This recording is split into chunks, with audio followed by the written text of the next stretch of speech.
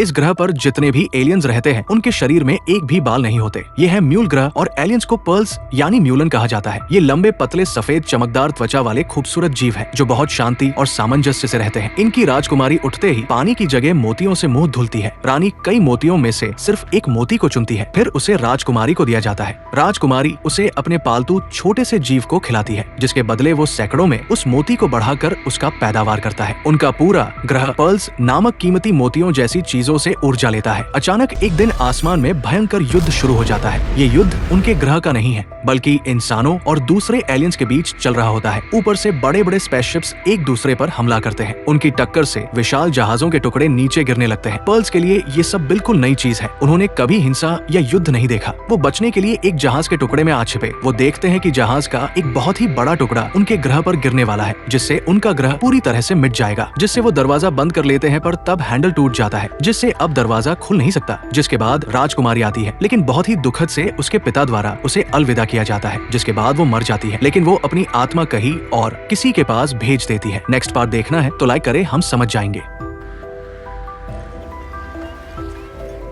तुम ठीक हो? हाँ, बस एक बुरा सपना देखा।